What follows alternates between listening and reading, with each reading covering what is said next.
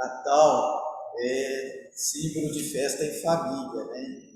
Então que a gente vá pensando no nosso Natal desse ano, foi tão difícil, mas que, apesar de tudo, estamos aqui presentes, né? E prontos aí para encerrar um ano que cobrou muito de nós, na verdade. Mas é importante que nos preparemos também para os novos dias que virão de uma forma mais fortalecida. E aprendemos muito, é nas dificuldades que a gente vai aprendendo e se fortalecendo e criando aquela condição de dar um passo adiante no entendimento das coisas.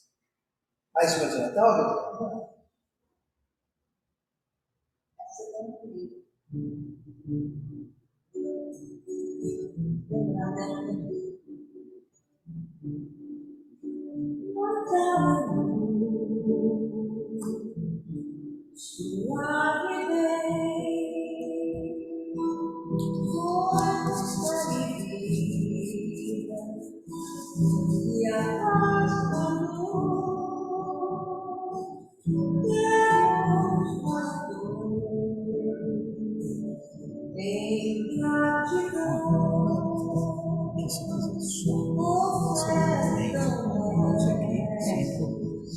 Você prefere passar? Eu fico mas por enquanto não está ainda. Não tem aqui.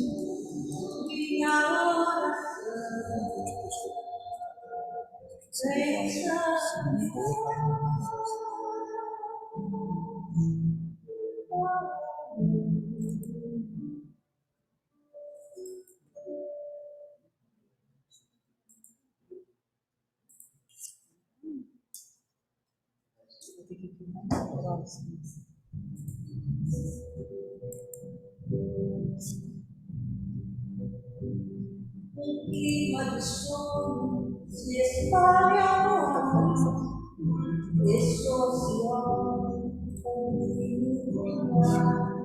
A gente já sente chegando Natal, é tempo de amor, todo mundo é que você está apertando o botão esquerdo. Esse aqui.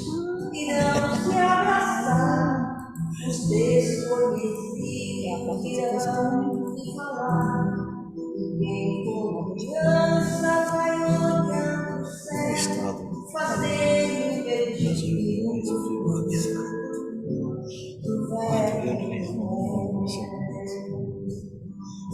Se a gente é capaz de espalhar alegria, se a gente é capaz de toda essa magia, eu tenho certeza que a gente podia fazer com que fosse Natal todo dia. Um jeito mais humano de ser e falar, mais calma, mais tempo, e a gente se dá. Diz que só no Natal é assim, e como se ele nunca tivesse mais fim. Que o Natal comece no seu coração, e seja para todos, sem ter distinção. Um gesto, um sorriso, um abraço que for o melhor presente. É sempre o amor. Os velhos amigos irão se abraçar, os desconhecidos irão se falar. Eu tenho certeza que a gente podia fazer com que fosse Natal todo dia. Que Natal comece no seu coração, seja para todos, sem ter distinção. Eu tenho certeza que a gente podia fazer com que fosse Natal todo dia. Natal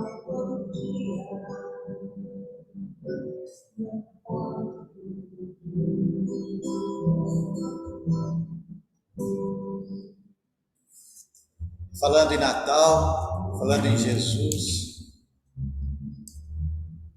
vamos pensar numa das suas últimas recomendações, quando estava reunido com os apóstolos, naquele evento que nós ficamos conhecendo como a Santa Ceia. Jesus falou aos discípulos e deixava para eles um novo mandamento: que vocês se amem uns aos outros como eu os amei. E com essa recomendação de Jesus e com a observação da vida de Jesus, a gente vai percebendo que esse sentimento de amor que era tão natural nas atitudes e nas palavras de Jesus, para nós sempre representará momentos de alegria. E quanto mais momentos de alegria nós estivermos vivenciando na nossa vida, mais certeza teremos de que teremos na nossa vida futura, quando deixarmos o nosso corpo aqui, um pouco mais de felicidade na nossa vida espiritual.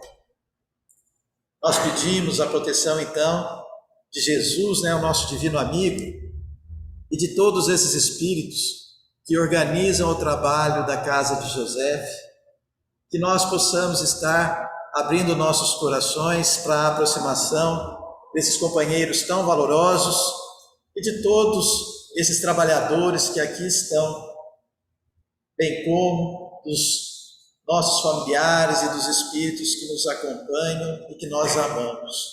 Que a noite de hoje possa ser mais uma preparação para o nosso dia a dia, para a nossa vida, para a nossa existência e para, quem sabe, um dia retornarmos à pátria espiritual mais confiantes e mais sabedores do nosso futuro. O comentário de hoje é a cargo da nossa companheira Ivone. Fique bem tranquila, bem à vontade. O tema é esse, a reencarnação dos espíritos. Reencarnados estamos todos nós, então a lição diz muito respeito a cada um de nós.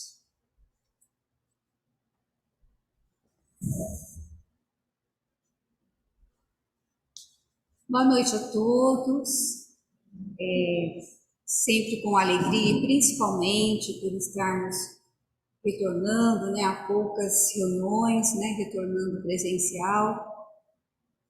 Isso vai nos enchendo de esperanças para dias melhores. E hoje eu trouxe para que a gente, porque o grupo José está se propondo a estudar mais de perto, trazer para todos nós reflexões sobre os princípios da doutrina. Na verdade, são leis naturais, universais, e que muitas vezes a gente vem até a casa espírita, a gente participa das palestras, dos passes, e talvez a gente não tenha todo aquele conhecimento ou tenha alguma ideia errônea sobre aquele princípio. Então, esse trabalho, André, Divaldo, que a casa tem feito para que a gente possa entender de forma correta o que realmente a doutrina espírita, o que realmente Kardec quis nos ensinar. Quis deixar para que a gente pudesse considerar de verdade a doutrina espírita como sendo o consolador prometido por Jesus. Então, se nós trazemos algumas ideias não corretas, com certeza não vai nos trazer consolação. Só vai trazer consolação quando aquilo é verdadeiro, quando vai de encontro com a nossa razão, com o nosso coração. Então é importante esse estudo que nós estamos fazendo, E, claro, se estamos estudando, a gente procura, dentro da literatura espírita, o livro dos Espíritos, o Evangelho segundo o Espiritismo, a gente busca toda a base para que a gente possa fazer esse estudo. Existem literaturas atualizadas que estão revendo outros livros da doutrina e que também é importante que a gente tome conhecimento. Então, por isso que eu coloquei aí esse símbolo, né, do livro, para que a gente entenda como sendo uma oportunidade de estudo. Então, não é simplesmente virmos à casa espírita e ouvir algo. Vamos encarar, vamos entender que este momento é um momento de estudo, um momento em que nós estamos tendo essa oportunidade de rever, de ver de outra forma, de analisar, de refletir, tirar suas conclusões. Se ficou com dúvida, perguntar. Se eu não sei, o André sabe, certo? Então, com base ali no Livro dos Espíritos, na questão 166, então nós temos lá, a letra ficou muito pequena, né? Acho que foi na mudança aí. A alma que não atingiu a perfeição durante a vida corpórea, como acaba de depurar-se? Bom, se nós estamos aqui na casa espírita, é porque nós já temos algumas convicções, já acreditamos em algo além, do que estamos vivendo hoje. Então, a gente sabe que estamos aqui em aprendizado. No mínimo, nós sabemos isso.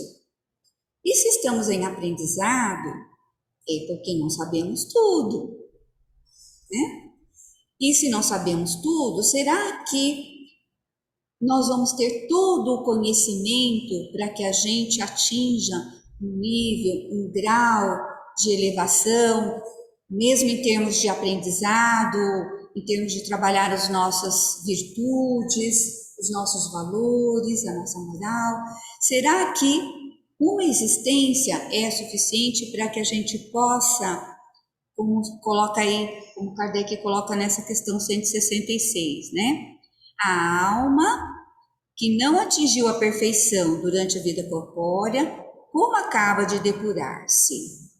Então, lembrando que quando nós falamos alma, nós estamos falando da nossa condição aqui, de espíritos encarnados. Então, a palavra alma é para espíritos encarnados. Ao desencarnarmos, espíritos, certo? Então, a pergunta é, a alma, então nós aqui como encarnados, né, numa existência a gente consegue depurar-se, né, no sentido de aprender, de crescer, de evoluir? Será que a gente consegue?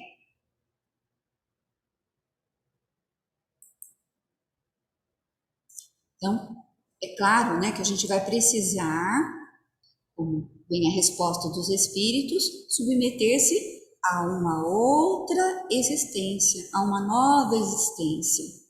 Então aí nós já estamos falando, né, em reencarnar, uma nova existência. Eu vou ter que olhar lá porque aqui está muito pequenininho e eu acho que foi na mudança, viu, André? Estava maior. Sim. Então, com certeza nós vamos precisar de uma nova existência. Então, o nosso tema de hoje, que é a reencarnação, começa aí a fazer sentido. Nós não vamos conseguir em uma encarnação, né, todo o aprendizado. Aí na subdivisão dessa questão, como realiza ela essa nova existência? Ela, alma, né? Nós, pela sua transformação como espírito. Então, vamos lá. Desencarnamos, somos espíritos.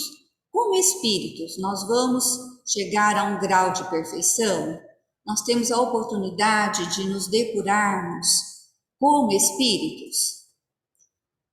Como espíritos, a gente não vai deixar de aprender, a gente continua aprendendo, mas para que a gente possa depurar-se no sentido de que a aquilo que eu não consegui aprender, aquilo que eu não consegui vivenciar, ou pela imaturidade espiritual, eu fiz escolhas erradas, né? Usei o livre-arbítrio de forma, não porque eu sou um espírito mau, mas porque eu ainda tenho uma imaturidade espiritual. Pelo fato de eu ter essa imaturidade espiritual, ao fazer escolhas, é normal que a gente podemos fazer escolhas corretas, com certeza, mas também poderemos fazer escolhas erradas. Então, aí foram nossas escolhas, nossa decisão. Então, se estamos desencarnados como espíritos, não teremos as mesmas oportunidades do que quando estamos encarnados. Daí essa necessidade, daí a importância da reencarnação, né? Ao se depurar, a alma sofre, sem dúvida, uma transformação, mas para isso necessita da prova da vida corpórea, como a gente acabou de falar, né? A gente, como espíritos, a gente pode sim aprender algo, mas só na vida corpórea que realmente a gente vai ter as oportunidades de fazer novas escolhas e vivenciar novas situações, novos desafios, novos aprendizados, para que a gente possa realmente superar aquela nossa fragilidade.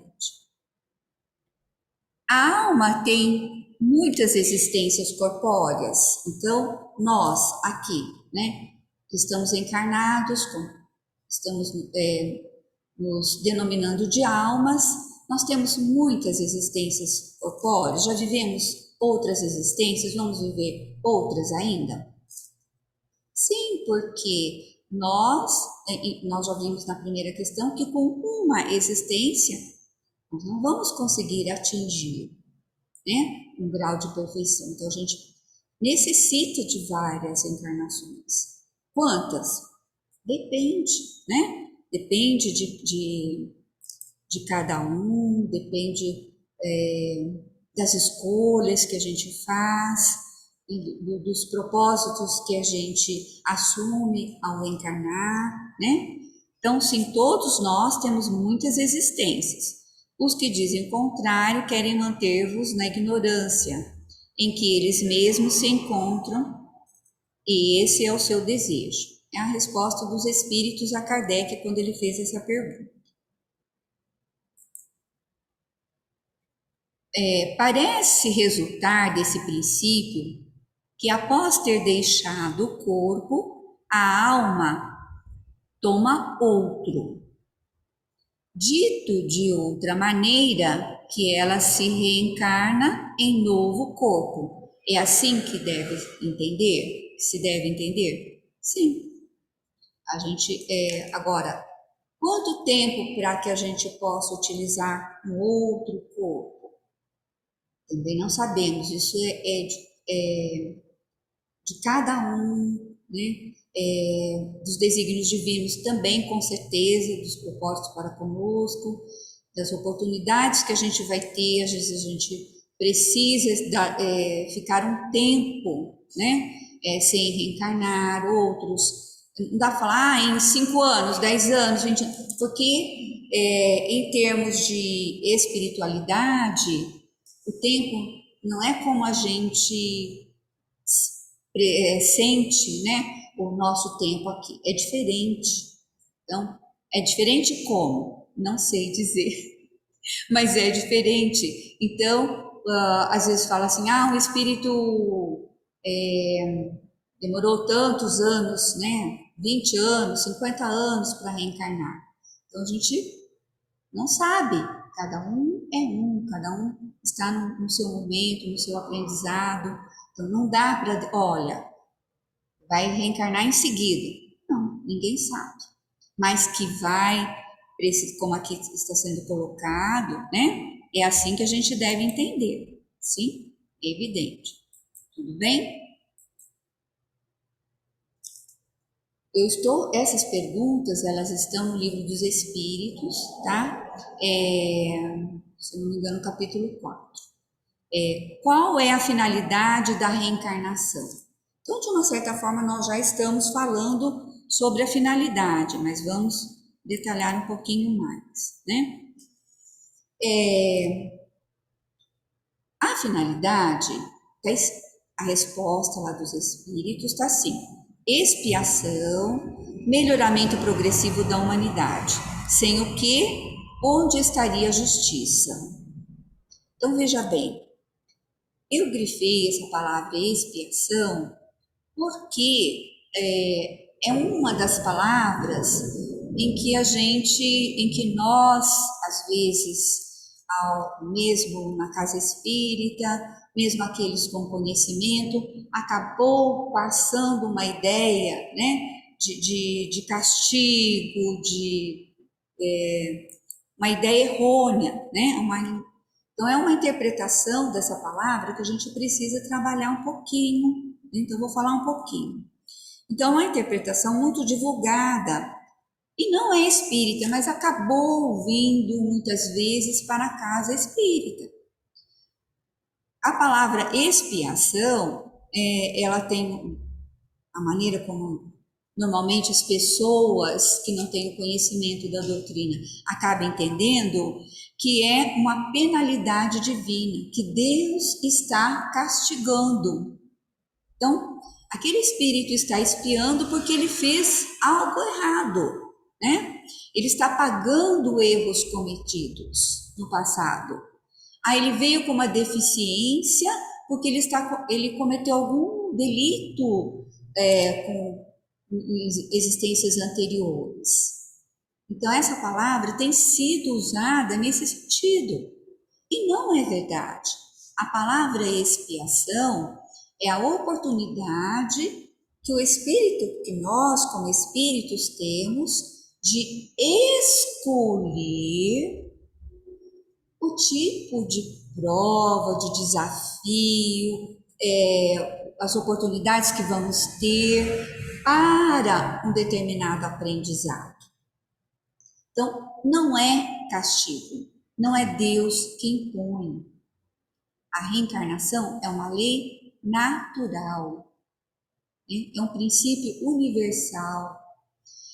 Então, quando se fala em expiação, nós não podemos associar com castigo divino, com penalidade. Ele está sofrendo porque fez alguma coisa errada. Tem mais que sofrer mesmo. Não é assim. Não é isso que a doutrina espírita diz, que o Livro dos Espíritos diz. Então, acabou sim, eu concordo que muita gente levou essa palavra para esse lado, né?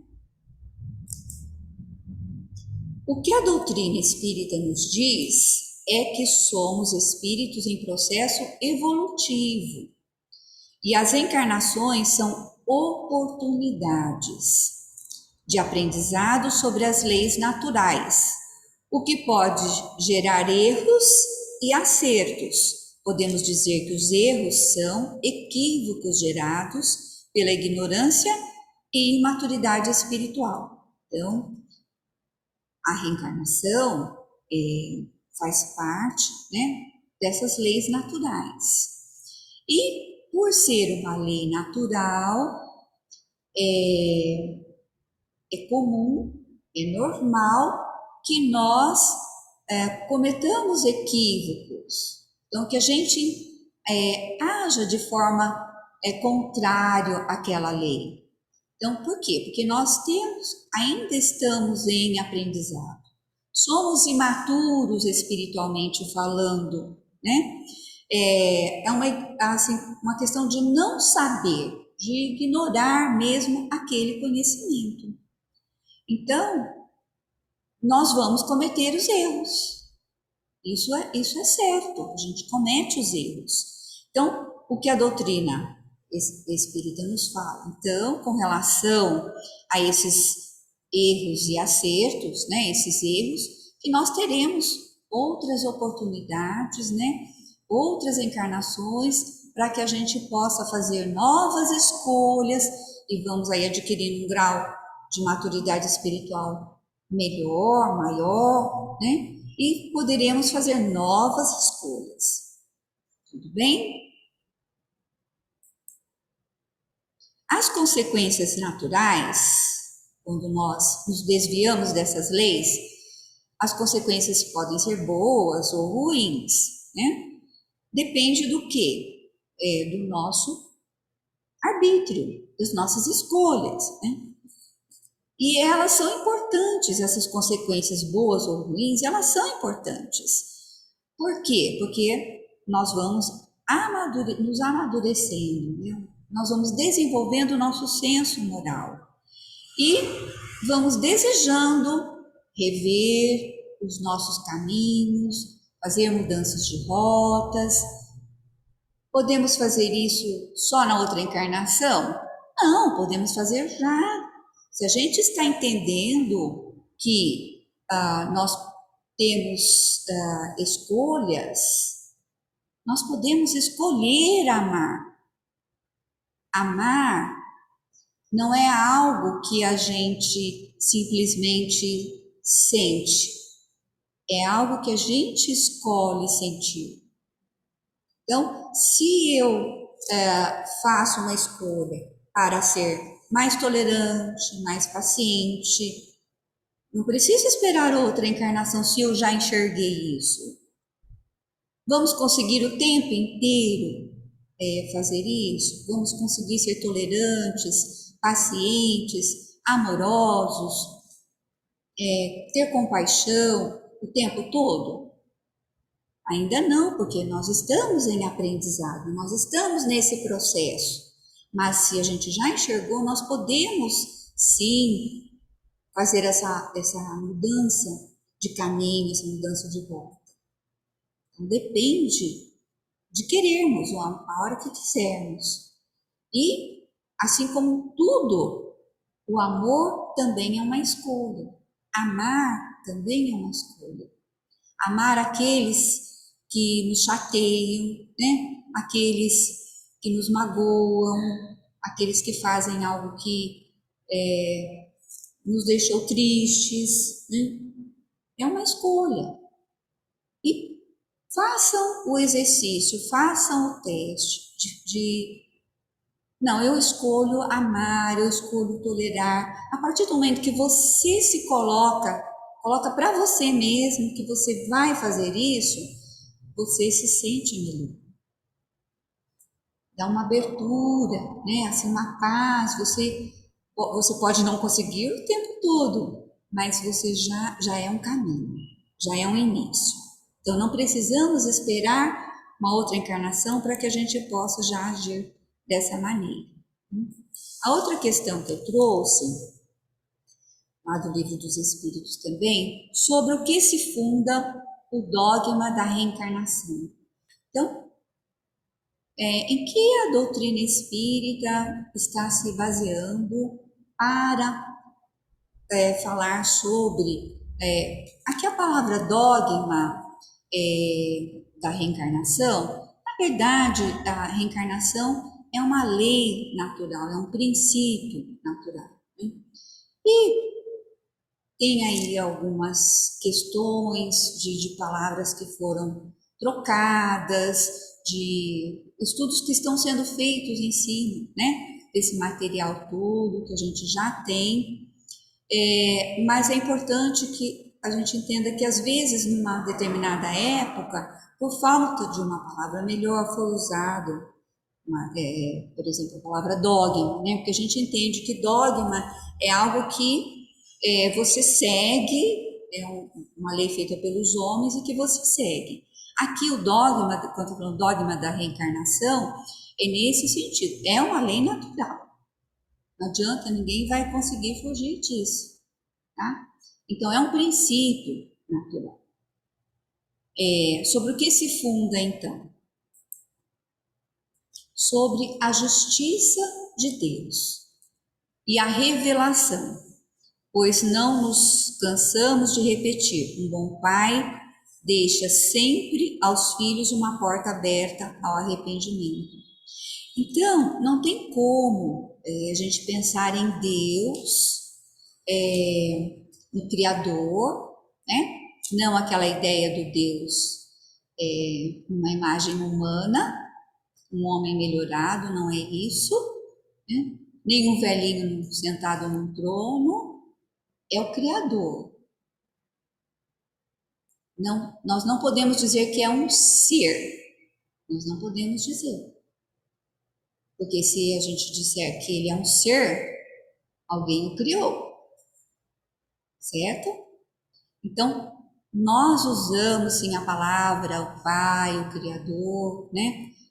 Jesus se dirigia ao Criador como sendo Pai. Então, a gente usa a palavra Pai.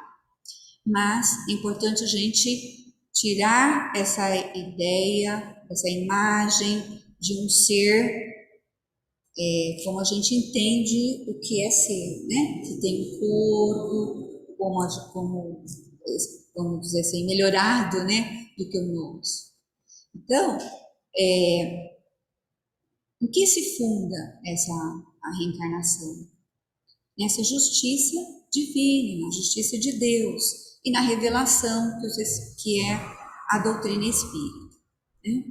Porque, como foi colocado aí na resposta, não dá para imaginar um Criador, né, um Pai, que não vai dar oportunidades para que o seu filho arrependido retorne, né? Nós vamos falar ainda mais um pouquinho sobre isso daqui a pouco. Então, a razão nos diz que seria injusto privar para sempre da felicidade eterna aqueles cujo melhoramento não dependeu deles mesmos. Então, a razão não nos diz isso, que é injusto, né? Todos os homens não são filhos de Deus. A gente ouve muitas pessoas falando, né? Mesmo no meio espírita, olha, os espíritos que estão aí renitentes no mal, é a última oportunidade, senão eles vão para um outro lugar. Não podemos afirmar isso. Ninguém sabe o que aquele espírito nessa existência ele está praticando e o que ele já vivenciou e o que o Pai está esperando dele. Nós não sabemos. Então, as portas nunca se fecham. A gente não pode afirmar. Se alguém ouvir isso, não acredite. Então, todos os homens não são filhos de Deus, somente entre os homens egoístas é que se encontram a iniquidade, o ódio implacável de não ter perdão e os castigos sem perdão, né? Todos os espíritos tendem à perfeição e Deus lhes proporciona os meios de consegui-la com as provas da vida corpórea. Provas, vamos entender aqui como sendo as oportunidades que o Pai nos concedeu, e essas oportunidades nós escolhemos para que a gente pudesse passar por esses desafios e aprender. Nessas duas imagens, a gente tem aí uma criança e um adulto.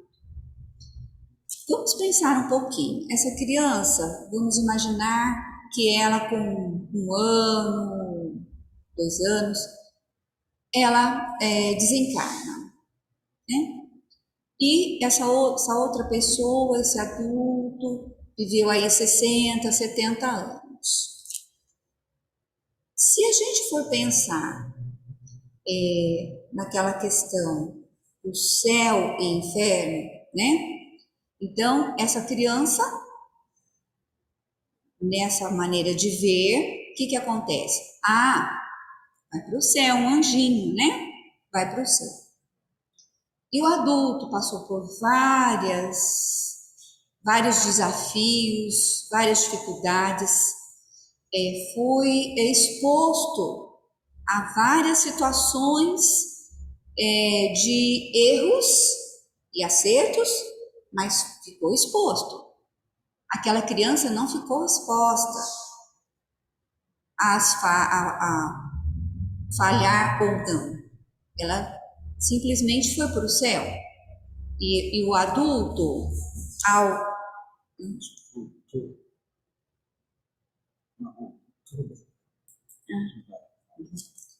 E o adulto, ele ficou exposto a várias situações em que ele foi colocado à prova. Então, aí ele falhou em algumas coisas, ele vai para o inferno. Então, quando nós pensamos ideias contrárias ao que a doutrina fala, o que a doutrina espírita fala, né? Que através das reencarnações nós vamos tendo oportunidades de nos arrependermos, de fazermos novas escolhas e de seguirmos em frente. Nessa visão que eu estou colocando aqui, é uma visão que não é da doutrina, é a visão de céu e inferno. Então, tem justiça quando eu penso, essa criança foi para o céu e o adulto foi para o inferno.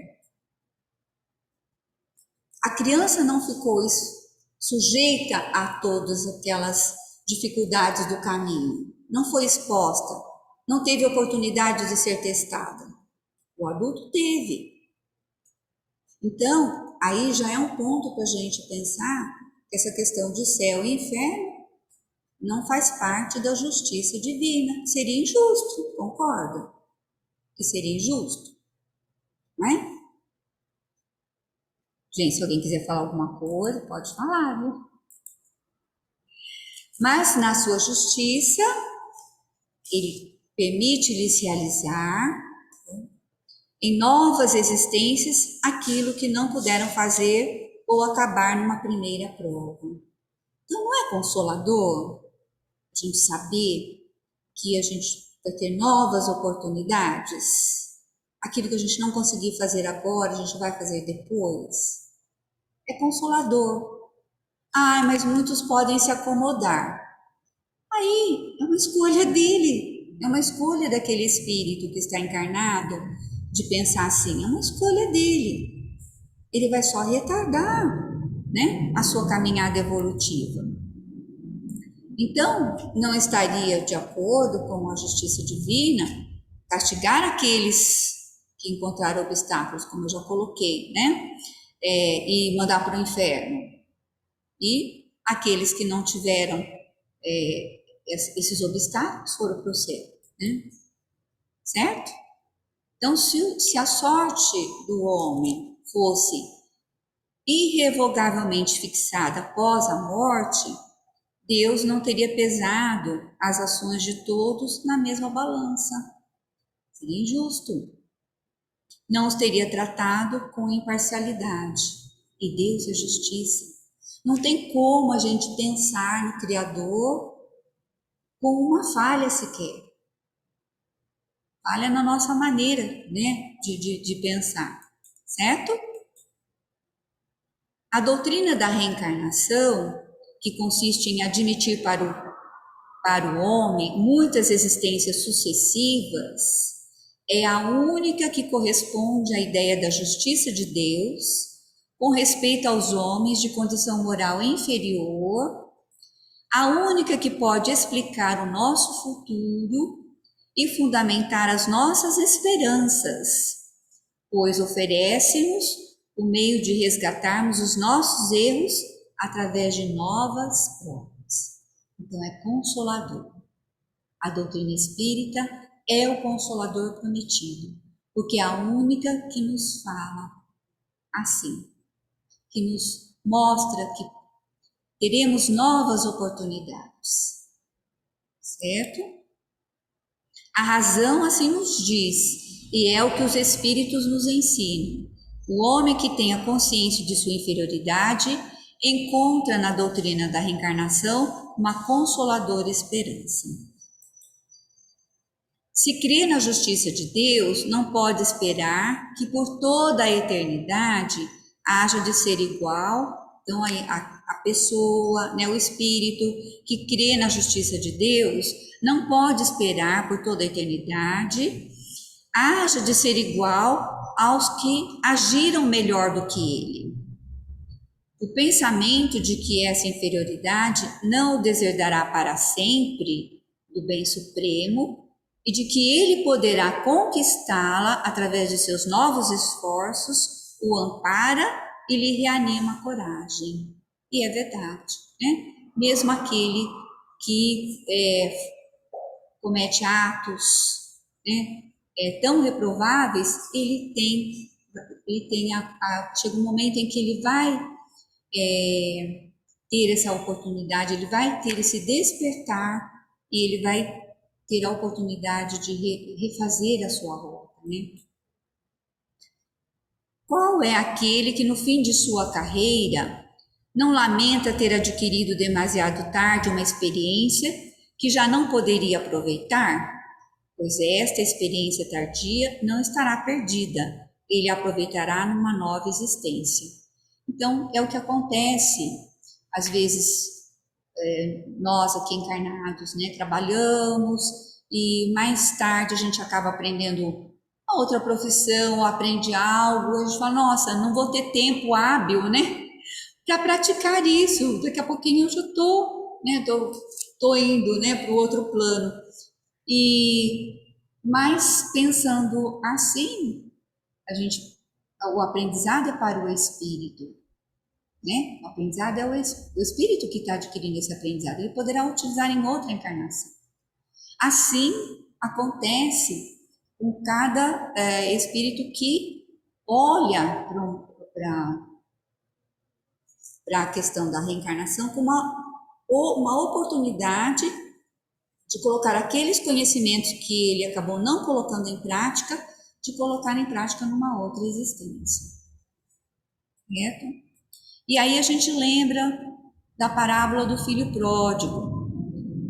A parábola do filho pródigo todo mundo já conhece, né? Que eram 2 filhos e um deles quis a parte na herança, gastou todo o dinheiro e depois ele retoma e ele é bem recebido pelo pai. Então, na verdade, todos nós somos aí, né? Podemos nos identificar aí nessa parábola, né? E no livro do Parábolas e Ensinos de Jesus, de Kaiba Schutter, ele nos fala, né? Que aí na parábola, o filho obediente, aquele que ficou do lado dele, e o filho desobediente, na verdade, somos nós, humanidade. Nós, muitas vezes, muitos são obedientes, mas não somos obedientes o tempo todo, né? Muitas vezes nós somos o filho desobediente que vai e gasta todos os dons, né, os bens que o Pai nos concedeu.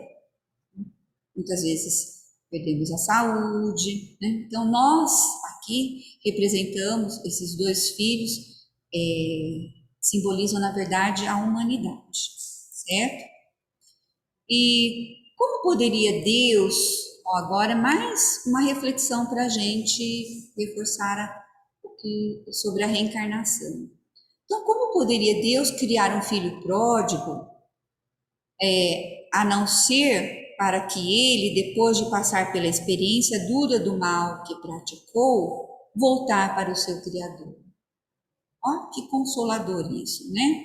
E arrependido propor o não ser mais perdulário, né? Não gastar como ele gastou toda a fortuna do pai, mas adaptar-se à vontade divina e caminhar para os destinos felizes que lhes estão reservados, né?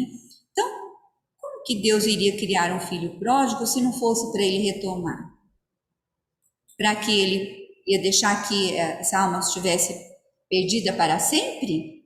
Por que ele iria criar um espírito para que ele fosse para o inferno eterno, né? Vamos falar assim, certo?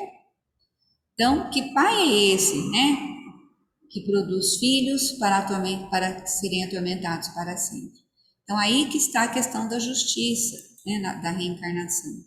Então, a parábola do filho pródigo é a magnificência de Deus e, ao mesmo tempo, o solene e categórico protesto de Jesus contra a doutrina blasfema, caduca, irracional das penas eternas do inferno inventada pelos homens.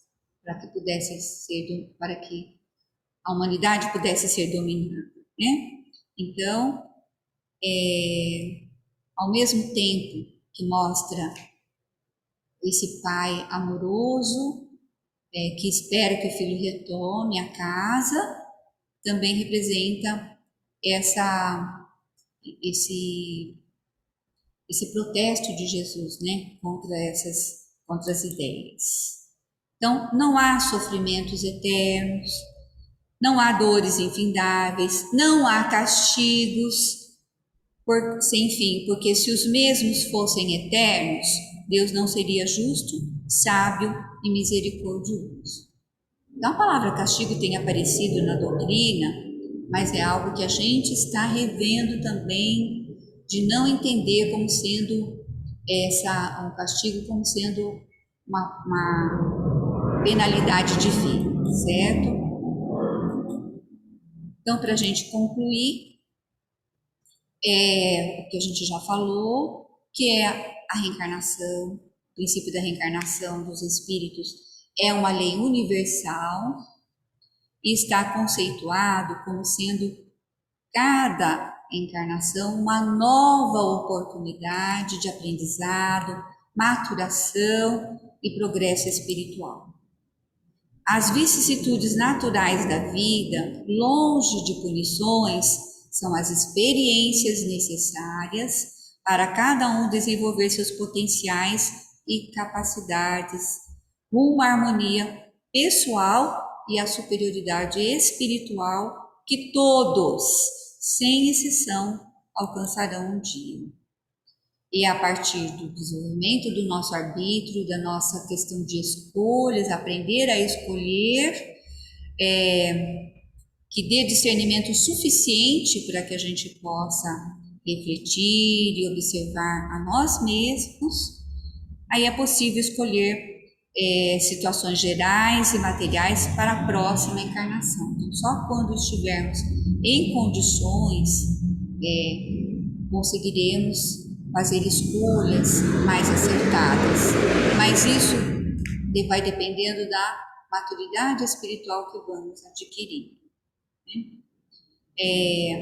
Escolhas de ordem moral, mesmo feitas,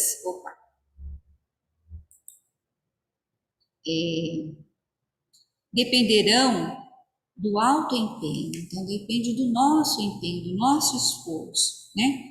Em desenvolver ou minimizar modos de pensar que mantêm hábitos, conceitos e condutas. Então, depende de cada um de nós, né? Bom, então é isso. A gente gostaria de... Se alguém quer fazer alguma pergunta...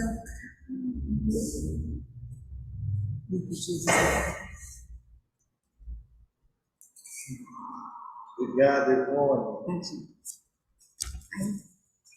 Não podia ter desligado.